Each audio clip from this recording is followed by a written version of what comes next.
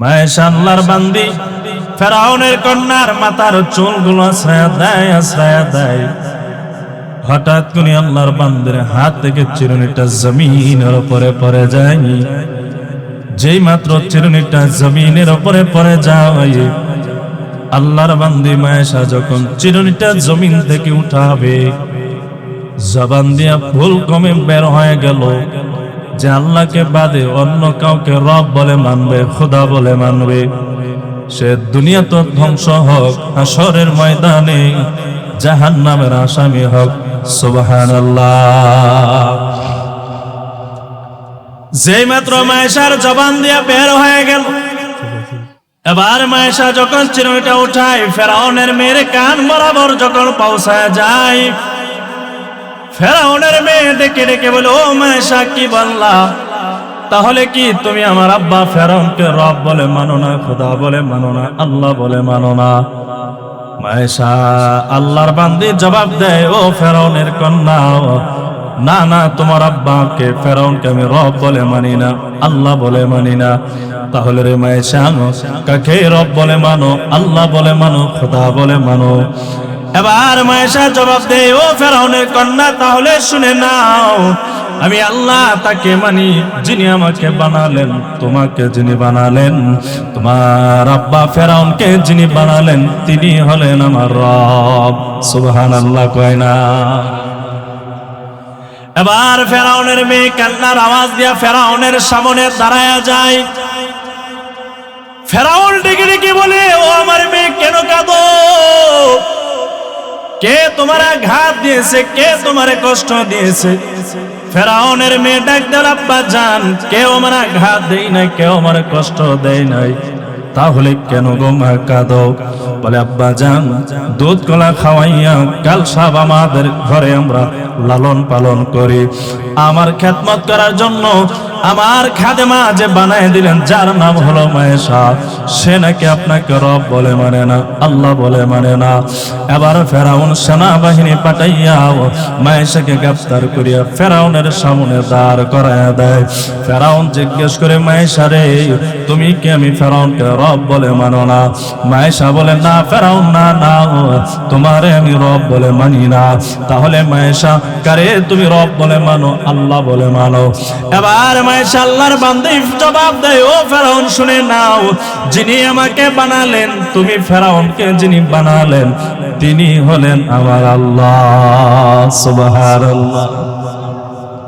তিনি হলেন আমার আল্লাহ, তিনি হলেন আমার আল্লাহ, যার হুকুমে আকাশে সূর্য উদিত হয়, যার হুকুমে আকাশের সূর্য অস্তমিত যায়, যার হুকুমে আকাশে চাঁদ উদিত হয়, যার হুকুমে আকাশে তারকারাজি উদিত হয়, যার হাতে হায়াতের মালিক, যিনি হায়াতের মালিক, যিনি মরণের মালিক, যিনি সন্তান দেওয়ার মালিক, যিনি না দেওয়ার মালিক, যিনি সম্মান দেওয়ার মালিক, যিনি অপমান করার মালিক, তিনি হলেন একমাত্র আমি মায়েশার আল্লাহ। যেই মাত্র মায়েশা বলে, ফেরাউনের মেজাজটা বড় গরম হয়ে যায়। মায়েশাকে চাপ দিয়ে বলে, মায়েশা, আমি ফেরাউনকে রব বলে মেনে নাও, আল্লাহ বলে মেনে নাও। মায়েশা বলে, ফেরাউন, না না, পারবো না। তাহলে রে মায়েশা, এখনই তোমার হত্যা করা হবে। মায়েশা বলে, ফেরাউন চাইলে হত্যা করতে পারো, তারপরও তোমার রব বলে মানা যাবে না। আল্লাহ পাক সূরা কাফের 107 নম্বর আয়াতে কালেমার মধ্যে জানায় দেয়, ইন্নাল্লাযীনা আমানু ওয়া আমিলুস সালিহাত কানাত লাহুম জান্নাতুল ফিরদাউসি নুজুলা। আল্লাহ জানায় দেয়, যারা ঈমানদার হবে, নেক আমল করবে, হাসরের ময়দানে আসতে সময় হবে, আমার তৈরি জান্নাতুল ফিরদাউস দিতে সময় করব না। এবার ফেরাউন জল্লাদকে আদেশ দিয়ে বলে, জল্লাদ, দেরি করবি না, গর্ত বানা, গর্তের মধ্যে লাকড়ি দে, ওপরে বিশাল বড় একটা ডেক বসায়া দে, ডেকের ভিতরে তেল ছেড়ে দে, নিচ থেকে আগুনটা ধরায়া দে। যখন আগুনটা ধরায়া দে, ও 18 ভাগের মুসলমান ডেগের মধ্যে যে তেল ছিল কিছুক্ষণের মধ্যে টকবক করে তেলগুলো ফুটতেছে, জ্বলন্ত তেল হয়ে যায়। এবার ফেরাউন মায়েশাকে ডাক দিলে, মায়েশা এখনো সময় আছে, আমি ফেরাউনকে রব বলে মানিয়ে নাও, না হলে জ্বলন্ত তেলের মধ্যে তোমারে ফেলে দেব।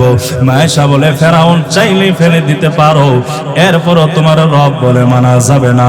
ফেরাউন যখন বারবার চাপ দেয়, মায়েশা যখন ঈমান হারা হয় না, সেনাবাহিনী পাঠায় দিয়ে 2 জন কন্যা সন্তান ছিল ফেরাউনের সামনে দাঁড় করায় দেয়। একটা মেয়ের বয়স হলো 8 বছর, আর একটা মেয়ের বয়স হলো 2 থেকে 2.5 বছর। কুলের বাচ্চা, শিশু বাচ্চা, দুধের বাচ্চা। 8 বছর মেয়েটাকে হাতের মধ্যে ধরিয়া বলে, মায়েশা রে, আমি ফেরাউনকে রব বলে মান, যদি না মানো তাহলে মেয়েটাকে জ্বলন্ত তেলের মধ্যে ফেলে দেব। মায়েশা ডাক দিয়া বলে, ফেরাউন চাইলে ফেলে দিতে পারো, তারপরও তোমার মতন জালেমকে আমি আল্লাহ বলে মানব না। আল্লাহু আকবার বলি। এবার ফেরাউন রাগান্বিত হইয়া ওই 8 বছরের মেয়েটাকে জ্বলন্ত তেলের মধ্যে ফেলে দেয়। যেই মাত্র ফেলে দেয়, শরীরের চামড়াগুলো, গোশতগুলো মুহূর্তের মধ্যে ভস্ম হয়ে যায়। যেই মাত্র ভস্ম হয়ে যায়, ফেরাউন আবার ডাক দেয়, মায়েশা রে, এখনো সময় আছে, আমি ফেরাউনকে রব বলে মেনে নাও, না হলে তোমার দুধের বাচ্চাটাকে জ্বলন্ত তেলের মধ্যে ফেলে দেব। মায়েশা ডাক দিলে, ফেরাউন চাইলে ফেলে দিতে পারো, এরপরও তোমার রব বলে মানা যাবে না। কিছুক্ষণ পর জালেম ফেরাউন ওই শিশু বাচ্চাটাকে জ্বলন্ত তেলের মধ্যে ফেলে দেয়।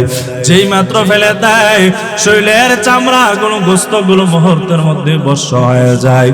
যেই মাত্র ফেলে দেয়, মায়েশার চোখ বেয়ে টপ টপ করে পানি পড়তেছে। চোখের পানি দ্বারা গাল ভিজে যায়, গাল ভিজে ভিজে আম্মা জান মায়েশার বুক পর্যন্ত চোখের পানি চলে আসে। ফেরাউন কানে কানে গিয়ে বলতেছে, মায়েশা, মনে হয় দিলের মধ্যে, অন্তরের মধ্যে, তোমার মনের মধ্যে মনে হয় মরণের ভয় ঢুকছে রে মায়েশা। এখন মনে হয় আমি ফেরাউনকে রব বলে মেনে নিবা, আমি ফেরাউনকে আল্লাহ বলে তুমি মেনে নিবা। এবার মায়েশা জবাব দেয়, ফেরাউন, আমি মায়েশার কলবের মধ্যে, অন্তরের মধ্যে, মনের মধ্যে মরণের ভয় ঢুকে নাই, মরণের ভয় ঢুকে না রে ফেরাউন। ফেরাউন ডাক দিলে, মায়েশা রে, তাহলে কেন চোখ মুখ বাসায় বাসায় কান্নার আওয়াজ দাও? এবার আল্লাহর বান্দি মায়েশা জবাব দেয়, রে ফেরাউন, আমি মরণের ভয়ের জন্য কাঁদি না, তাহলে মায়েশা কিসের জন্য কাঁদো? এবার মায়েশা জবাব দেয়, ফেরাউন রে, আজকে সুবর্ণ সুযোগ, রব্বে কাবা যদি আমি মায়েশাকে একটা জীবন না দিয়া যদি 1000টা জীবন যদি দিত, আমি আল্লাহ পাকের রাস্তায় আমি মায়েশা 1000 জীবন আজকে কোরবান করে দিতাম। এবার ফেরাউনের মেজাজটা ঠান্ডা হয়েছে নাকি আরো গরম? কথা কয় না, ঠান্ডা না গরম? জল্লাদকে আদেশ দিয়ে বলে, জল্লাদ তাড়াতাড়ি রেডি হও, মায়েশাকে জ্বলন্ত তেলের মধ্যে ফেলে দেয়। মায়েশা ডাক দিল, ফেরাউন, আমি মায়েশাকে জ্বলন্ত তেলের মধ্যে ফেলতে হবে না রে ফেরাউন, আমি মায়েশাই আল্লাহর রাস্তায় আজকে জান দিয়ে দেব। তবে রে ফেরাউন, তবে আমার একটা শর্ত হলো। বলে কি শর্ত? বলে, যখন আমি জ্বলন্ত তেলের মধ্যে লাফ দিয়ে দিব, আমার চামড়াগুলো, গোশতগুলো যখন ভস্ম হয়ে যাবে রে ফেরাউন, আমার হাড়গুলো এবং আমার 2 মেয়ের হাড়গুলো একত্রিত করিয়া এক জায়গার মধ্যে দাফন দিয়ে দিবা, কবর দিয়ে দিবা। ফেরাউন শর্ত মতো রাজি হয়ে যায়। এবার আল্লাহর বান্দি যখনই জ্বলন্ত তেলের মধ্যে লাফ দিয়া জীবনটা দিয়ে দিবে আল্লাহর রাস্তায়, এরপরও ফেরাউনকে রব বলে মানবে না, আল্লাহ বলে মানবে না। যেই মাত্র লাফ দিবে, কিছুক্ষণ আগে যে কন্যা সন্তান 2 বছরের মেয়েটা ওই তেলের মধ্যে ফেরাউন ফেলে দিয়েছিল, আল্লাহ পাক কুদরতি ভাবে ওই ডেকের ভিতর থেকে শিশু বাচ্চার কণ্ঠের আওয়াজ দিয়া, অতিশ থেকে আল্লাহ পাক শিশু বাচ্চার কণ্ঠের আওয়াজটা আল্লাহ পাক কুদরতি ভাবে খুলে দেয়। আর ডাক দেওয়া, আম্মা জান, ও আম্মা জান, দেখতেছেন এটা জ্বলন্ত তেল? ও আম্মা জান, এটা জ্বলন্ত তেল নয়, তেল নয়, তেল নয় গো আম্মা জান, আল্লাহ রাস্তায় জ্বলন্ত তেলের মধ্যে লাভ দিতে সময় হবে গো আম্মা জান। বিনিময়ে রব্বে কাবা, আসমানের মালিক, জমিনের মালিক আল্লাহ পাক জান্নাত দিতে দেরি করবে না। এরপরও বেঈমানের সামনে মাথা নত করে বুখারী শরীফের 4419 নম্বর হাদিস। এই হাদিসের মধ্যে নবীজির সাহাবী বর্ণনা করেন, عن أبي هريرة رضي الله تعالى عنه قال قال رسول الله صلى الله عليه وسلم كان يوما بارزا للناس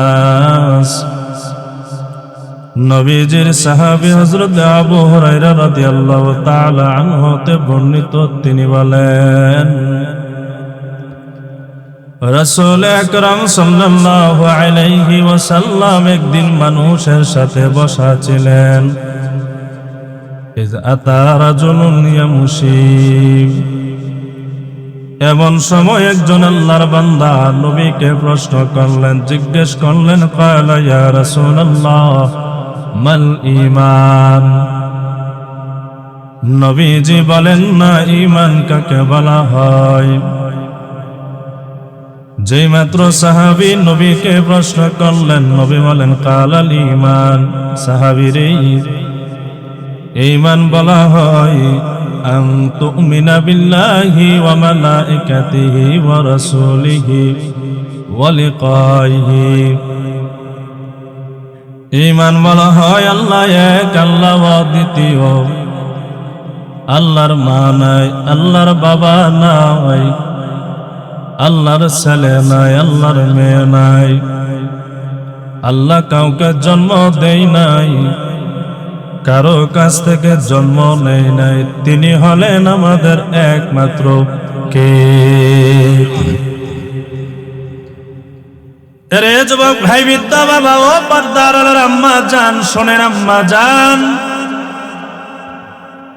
এরপরে নবী আমার জানায়া দেয়, ওয়া মালাইকাতিহি, সমস্ত ফেরেশতা কুলের উপরে ঈমান আনয়ন করা, ওয়া রাসূলিহি, বাবা আদম পয়গম্বর থেকে নিয়া আপনা আমার নবী পর্যন্ত 1,24,000 মতান্তরে 2,24,000 কম বেশি নবীর উপরে ঈমান আনয়ন করা, বিশ্বাস স্থাপন করা। হাশরের ময়দানে রব্বে কাবার সাথে আপনা আমার দেখা হবে, সাক্ষাৎ হবে, এর উপরে ঈমান আনয়ন করা, বিশ্বাস স্থাপন করা। দুনিয়ার জিন্দেগি শেষ হওয়ার পর কবরের জগতে আপনা আমাকে আবার পুনরুত্থান হবে, রব্বে কাবার সামনে আপনা আমাকে দাঁড়াতে হবে। দুনিয়ার সমস্ত জিন্দেগির আমলের হিসাব নিকাশ মালিকের দরবারে দাঁড়াইয়া আপনা আমাকে দিতে হবে। এই সমস্ত জিনিসের উপরে বিশ্বাস স্থাপন করার নাম হলো ঈমান। চিল্লায় আওয়াজ দিয়া বলি সুবহানাল্লাহ। এরে 18 ভাগের মুসলমান শুনেন, বুখারী শরীফের 25 নম্বর হাদিসের মধ্যে নবী আমার জানায়া দেয়, নবীজির সাহাবী عن أبي هريرة رضي الله تعالى عنه قال قال رسول الله صلى الله عليه وسلم سيل العمل أفضل। নবীজির সাহাবী হযরত আবু হুরায়রা রাদিয়াল্লাহু তাআলা আনহু হতে বর্ণিত, তিনি বলেন, নবীর কাছে সাহাবী প্রশ্ন করলেন, নবী আমার, আসমানের নিচে জমিনের উপরে রব্বে কাবার কাছে কোন আমলটা বড় দামি, বড় কোন আমলটা বড় ভালো, বড় উত্তম? সাহাবী নবীকে যখন প্রশ্ন করেন, নবী আমার ডাক ধরে, সাহাবীরে, আসমানের নিচে জমিনের উপরে রব্বে কাবার কাছে সবচেয়ে দামি আমল, ভালো আমল হলো ঈমানুম বিল্লাহি ওয়া রাসূলিহি, আল্লাহ এবং তার নবীর উপরে ঈমান আনয়ন করা। সুবহানাল্লাহ। বুখারী শরীফের অন্য হাদিসের মধ্যে নবী আমার জানায়া দেয় আল ঈমানু বিদ'উ ওয়া সাব'উনা শু'বা, ঈমানের শাখা প্রশাখা হলো 70 অধিক।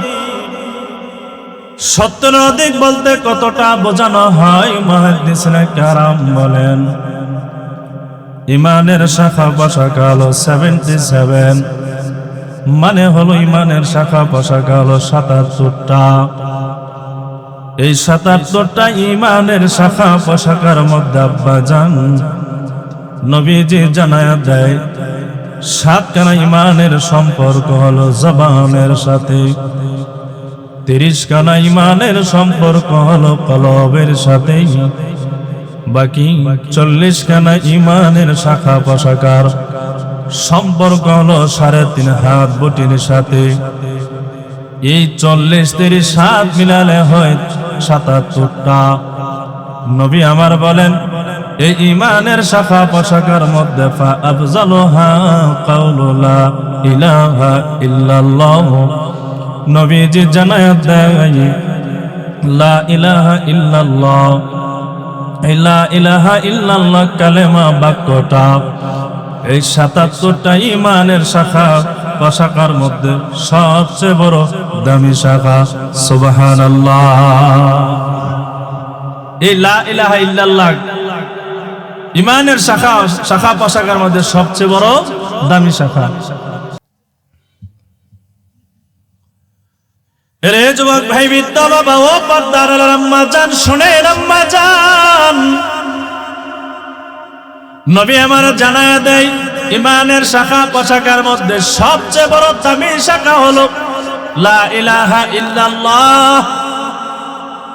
এ মুসলমান একটু অন্তর দিয়া দিল দিয়া কণ্ঠটা ছেড়ে আওয়াজটা দিয়া সকলে একটু আওয়াজ দিয়া বলি লা ইলাহা ইল্লাল্লাহ। সকলে আওয়াজ দিয়া আবার বলি লা ইলাহা ইল্লাল্লাহ। নবী আমার জানায়া দেয় লা ইলাহা ইল্লাল্লাহ হলো বড় দামি একটা কালেমা, বড় বাক্য। কেমন দামি কালেমা, এমন বাক্য শুনেন। বুখারী শরীফের 42 নম্বর হাদিসের মধ্যে নবী আমার জানায়া দেয় নবীজির সাহাবী আনাস রাদিয়াল্লাহু তাআলা আনহু قال قال رسول الله صلى الله عليه وسلم يخرج من النار, নবী আমার জানায়া দেয় যে বান্দা ওই ব্যক্তিকে জাহান্নাম থেকে বের করে দেওয়া হবে। কোন বান্দাকে হাসরের ময়দানে বের করে দেওয়া হবে? নবী বলেন মান ক্বালা লা ইলাহা ইল্লাল্লাহ, যে আমার উম্মত পড়বে লা ইলাহা ইল্লাল্লাহ ইয়াখরুজু মিনান নার। নবী আমার জানায়া দেয় আমার ওই উম্মতকে রব্বে কাবা, আসমানের মালিক, জমিনের মালিক আল্লাহ পাক জাহান্নামের আগুন থেকে বের করে দিবেন। সুবহানাল্লাহ। وفي قلبه وزن شعيرة من ঈমান। এরপরে নবী আমার জানায়া দেয় যে আমার উম্মতের কলবের মধ্যে, দিলের মধ্যে যারা পরিমাণ ঈমান, গম পরিমাণ ঈমান, দানা পরিমাণ ঈমান, সরিষা পরিমাণ ঈমান থাকবে। নবী বলেন ইয়াখরুজু মিনান নার রব্বে কাবা, হাসরের ময়দানে আমার ওই উম্মতকে আল্লাহ পাক জাহান্নামের আগুন থেকে মাফ করে দিবেন। সুবহানাল্লাহ। এবার বান্দাকে মাফ করিয়া কোথায় দেওয়া হবে? নবী আমার অন্য হাদিসের মধ্যে জানায়া দেয় মান ক্বালা লা ইলাহা ইল্লাল্লাহ ফাদাখালাল জান্নাহ, যে বান্দা পড়বে লা ইলাহা ইল্লাল্লাহ মুহাম্মাদুর রাসূলুল্লাহ, নবী আমার জানায়া দেয় ফাদাখালাল জান্নাহ, রব্বে কাবা হাসরের ময়দানে আমার ওই উম্মত লা ইলাহা ইল্লাল্লাহ পড়ার কারণে দুনিয়া থেকে বিশ্বাস নিয়ে মারা যাওয়ার কারণে রব্বে কাবা বান্দাকে হাসরের ময়দানে একটা জান্নাত দান করে দিবেন। এখন প্রশ্ন থাকতে পারে, হুজুর যেই বান্দা লা ইলাহা ইল্লাল্লাহ পড়লো, মুহাম্মাদুর রাসূলুল্লাহ পড়লো, বান্দা দুনিয়া থেকে পড়লো এবং দুনিয়া থেকে বান্দা বিশ্বাস নিয়ে দুনিয়া থেকে বিদায় হয়ে গেল, কিন্তু বান্দার আমল নামায় তো 5 ওয়াক্ত নামাজও ভালোভাবে নাই, ভালোভাবে তো বান্দা নবীজির সুন্নতের আমল করে নাই, বান্দার আমল নামায় তো গুনাহ আছে, গুনাহ দ্বারা ভরপুর আছে। এই বান্দা কি গুনার কারণে শাস্তি দেওয়া হবে না? বলে হ্যাঁ হ্যাঁ, বান্দা যদি তওবা নিয়ে যদি মারা যায় রব্বে কাবা বান্দাকে মাফ করে দিবেন, কিন্তু তওবা না করে যদি বান্দা মারা যায় গুনার কারণে বান্দাকে হাসরের ময়দানে অবশ্যই শাস্তি দেওয়া হবে। কিন্তু বান্দা এই যে লা ইলাহা ইল্লাল্লাহ মুহাম্মাদুর রাসূলুল্লাহ সাল্লাল্লাহু আলাইহি ওয়াসাল্লাম বান্দা পড়ার কারণে বিশ্বাস নিয়ে দুনিয়া থেকে বিদায় হওয়ার কারণে এর ওসিলায় রব্বে কাবা হাসরের ময়দানে একটা জান্নাত দান করে দিবেন। ওই যে বান্দার একটা জান্নাত দেওয়া হবে, কত বড় জান্নাত দিবে জানার দরকার আসেনি? কথা কই না আসেনি? আপনি আমি কি ভাবতেছি আমাদের 18 ভাগের সম পরিমাণ জান্নাত দিবে? বোঝানোর জন্য বলি না বাবা, না না, 18 ভাগের সম পরিমাণ জান্নাত না, নবী বলেন এর চেয়ে আরো বড় জান্নাত দেওয়া হবে। সুবহানাল্লাহ কয় না? তাহলে কি আমাদের 14 থানার সম পরিমাণ জান্নাত দিবে? নবী বলবেন উম্মত না না, তার চেয়ে আরো বড় জান্নাত। কত বড় জান্নাত দেওয়া হবে? তাহলে কি আমাদের কুমিল্লা ডিস্ট্রিক্টের সম পরিমাণ জান্নাত দিবে? নবী বলবেন উম্মত, যে আমার উম্মত পড়বে লা ইলাহা ইল্লাল্লাহ মুহাম্মাদুর রাসূলুল্লাহ, বান্দা পড়েছে বিশ্বাস নিয়ে দুনিয়া থেকে বিদায় হয়ে গেছে, ওই বান্দাকে কুমিল্লা ডিস্ট্রিক্টের সমপরিমাণ জান্নাত নয়, রব্বে কাবা তার চেয়ে আরো বড় জান্নাত দান করবে। এরে যুবক ভাই বৃদ্ধ বাবা, তাহলে কত বড় জান্নাত দেওয়া হবে? ভাবতেছেন কি চট্টগ্রাম বিভাগের সমপরিমাণ জান্নাত? নবী বলবেন উম্মতেরা না না, তার চেয়ে আরো বড় জান্নাত। তাহলে কি আমাদের এই বাংলাদেশের সমপরিমাণ জান্নাত দেবে? নবী বলবেন না না, তার চেয়ে আরো বড় জান্নাত দেওয়া হবে। সুবহানাল্লাহ কয় না? তাহলে নবী গোটা দুনিয়ার সমপরিমাণ কি জান্নাত দেবে? নবী বলবেন উম্মত না না, তার চেয়ে আরো বড় জান্নাত। সাহাবায়ে কেরাম প্রশ্ন করবেন, নবী আমার, যে আপনার উম্মত, যে আমাদের দিনী ভাই লা ইলাহা ইল্লাল্লাহ পড়বে, মুহাম্মাদুর রাসূলুল্লাহ পড়বে, দুনিয়া থেকে বান্দা বিদায় হয়ে যাবে বিশ্বাস নিয়া, তাহলে কত বড় জান্নাত দেওয়া হবে? নবী আমার ডাক দেওয়া সাহাবায়ে কেরাম, গোটা দুনিয়ার সমপরিমাণ একটা জান্নাত নয়, এই দুনিয়ার সমপরিমাণ 10টা দুনিয়া একত্রিত করলে জমা করলে যত বড় হবে রব্বে কাবা, যেই আমার উম্মত করবে লা ইলাহা ইল্লাল্লাহ মুহাম্মাদুর রাসূলুল্লাহ, হাসরের ময়দানে আসমানের মালিক জমিনের মালিক রব্বে কাবা আল্লাহ পাক 10টা দুনিয়ার সমপরিমাণ একটা জান্নাত দান করে দিবে। এবার আসেন পূর্বের হাদিসের মধ্যে চলে যাই। এরপরে নবী আমার জানায়া দেয় ওয়াদনা হাই মা তাতুল আযা আনিত তরিক, ইমানের শাখা পোশাকের মধ্যে নিম্ন শাখা হলো রাস্তার মধ্যে কষ্টদায়ক যদি বস্তু কোনো জিনিস যদি পড়ে থাকে তাকে রাস্তা থেকে হটায়া দেওয়া, এটাও ইমানের অংশ। এই হাদিসের শেষ অংশে নবী আমার জানায়া দেয় ওয়াল হায়া ওয়া শু'বাতুম মিনাল ঈমান, নবী বলেন হায়া শরম লজ্জা হলো ঈমানের অংশ, লজ্জা আর শরম হলো ঈমানের অংশ। আব্বা জান, আজকে আপনি আমার ঈমানের কেমন হালত শুনে নেন। দাড়ি পেকে গেছে, মাথার চুলও পেকে গেছে, আবার অনেকে নামাজও পড়ে হোটেলে বসিয়া, শাসটলে বসিয়া, টেলিভিশনের পর্দার দিকে তাকাইয়া পরিমণির চেহারা দেখে কথা নাই। এই জন্য আল্লাহ পাক সূরা আসরের মধ্যে আল্লাহ পাক জানায়া দেয়, ওয়াল আসর, সময়ের কসম করে রব্বে কাবা বলে, ইন্নাল ইনসানা লাফি খুসর, নিশ্চয় মানুষ ক্ষতিগ্রস্ত, ধ্বংসে জাহান্নামের দিকে যাবে। চার শ্রেণীর মানুষ বাদে। কয় শ্রেণীর? চার শ্রেণীর। বলেন বাবা কয় শ্রেণীর? চার শ্রেণীর। এক নম্বর আল্লাহ পাক বলেন ইল্লাল্লাযীনা আমানু, যারা ঈমান আনয়ন করবে, ওয়া আমিলুস সলিহাত, ঈমান আনয়ন করার পর যারা নেক আমল করবে, ওয়া তাওয়াসাউ বিল হাক্কি, এবং যারা সর্বদা সমাজে যেখানে ফাহাশা কাজ হবে, যেখানে গুনার কাজ হবে, যেখানে অন্যায় হবে, যেখানে অপরাধ হবে, যেখানে যাত্রা হবে, সেখানে বান্দা প্রতিবাদ করবে, হক কথা বলবে, হক কথাগুলো উচ্চারণ করবে।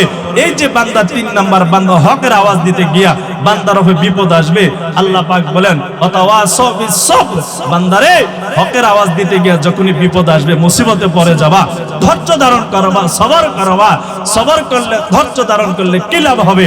আল্লাহ পাক সূরা জুমার 10 নম্বর আয়াতে কালেমার মধ্যে জানায়া দেয়, ও বান্দা, ধৈর্য নিয়া, সবর নিয়া হাসরের ময়দানে আসতে সময় হবে, আমি আল্লাহ বিনা হিসেবে জান্নাত দিতে দেরি করব না। বিনা হিসেবে জান্নাত দিতে দেরি করব না। কেন জানো বান্দা?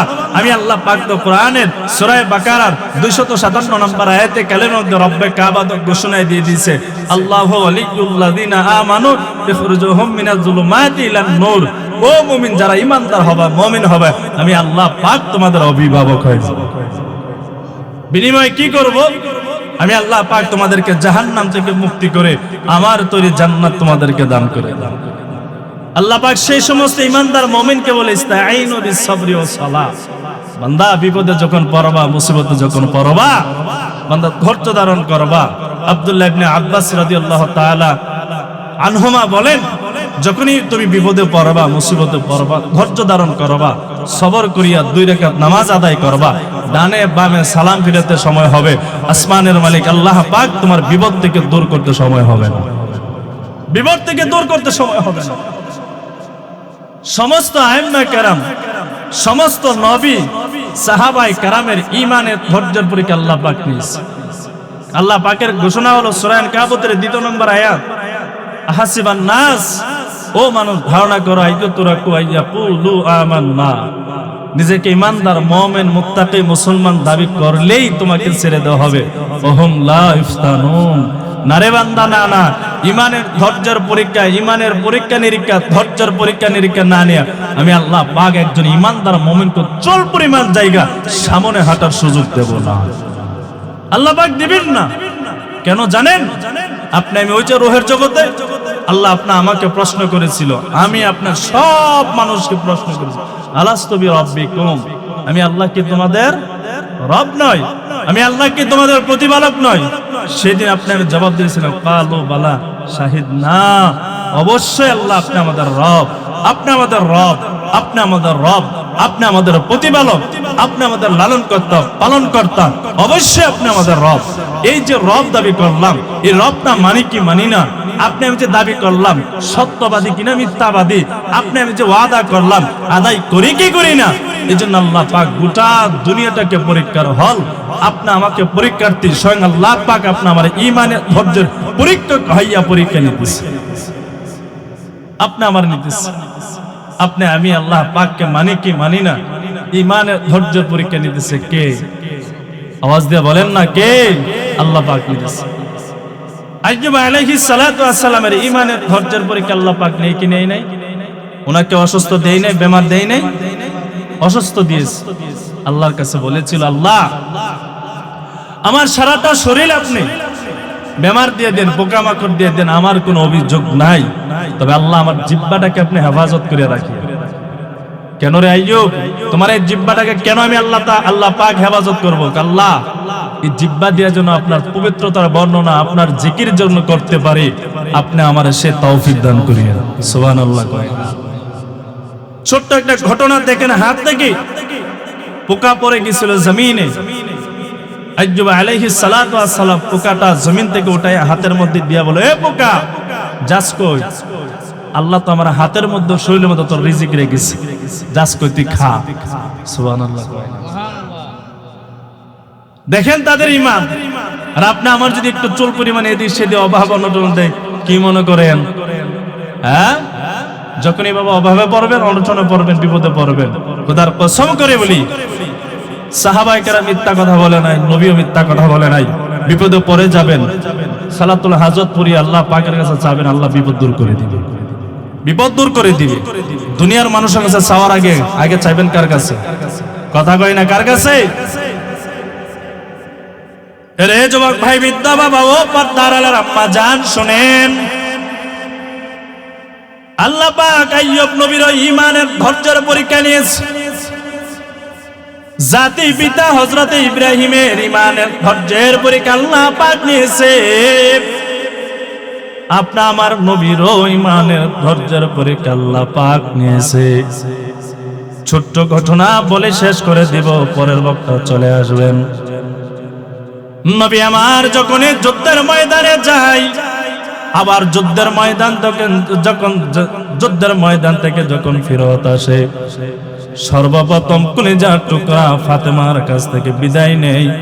আবার যুদ্ধের ময়দান থেকে আসার পর ফাতেমার দরজার সামনে নবী দাঁড়ায়া যায়। একদিনের ঘটনা, নবী আমার দরজার সামনে যখন দাঁড়ায়া যায়, ফাতেমাকে নবী আমার সালাম দেয়, আসসালামু আলাইকুম ইয়া ফাতেমা। একবার নবী আমার সালাম দেয়, দ্বিতীয়বারও সালাম দেয়, তৃতীয়বারও নবী আমার সালাম দেয়। ঘরের ভিতর থেকে কোনো সালামের জবাব আসে না। যেই মাত্র সালামের জবাব আসে না, নবী আমার বড় নরম ছিলেন, নবীর মন তো বড় নরম ছিলেন। নবী আমার সহ্য করতে পারে না, শিশু বাচ্চার মতন হাউমাউ করিয়া নবী কান্নার আওয়াজটা বাড়ায়া দেয়। ডাক দিয়ে বলে, ফাতেমা, আমি নবীজি তোমার আব্বা অন্যদিন একবার সালাম দিতে সময় হয়, ও ফাতেমা ঘরের দরজা খানা খুলে দিতে ফাতেমা দেরি করো নাই।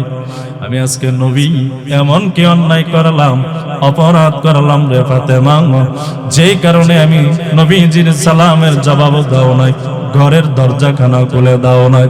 এবার ঘরের ভিতর থেকে ফাতেমা কান্নামাখা আওয়াজ ডাক দিল, আব্বা জান আপনি অন্যায় করতে পারেন না, অপরাধ করতে পারেন না, আপনি তো রাহমাতুল লিল আলামিন, সাইয়্যিদুল মুরসালিন, খাতামুন নবীন।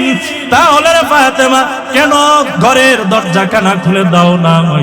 ফাতেমা ডাক দিল, নবী গো, অন্যদিন সালাম দিতে সময় হয়, ঘরের দরজা খানা খুলে দিতে সময় হয় নাই।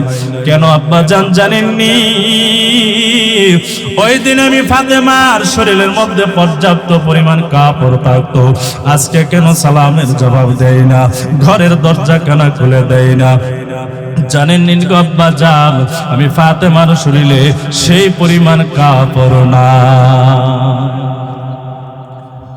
আবার নবী আমার হাউমাউ করিয়া কান্নার আওয়াজটা বাড়ায়া দেয়। নবীজির কাঁধের মধ্যে অতিরিক্ত একটা চাদর মোবারক ছিল। এই চাদরটা ফাতেমার ঘরের দরজা ফাঁক দিয়া ফাতেমার কাছে দেয়। নবী বলেন, ফাতেমা চাদরটা দিয়া তোমার পুরাটা শরীর ঢাকিয়া আমি নবীর জন্য ঘরের দরজা খানা খুলে দাও, তোমারে দেখবো, আমার কলিজার টুকরা হাসান হুসাইনকে দেখবো। ঘরের দরজা খানা খুলে দেয়। নবী আমার ঘরের ভিতরে যায়, এক কদম সামনের দিকে দেয়, ফাতেমার চেহারার দিকে নবী আমার বারবার তাকায়।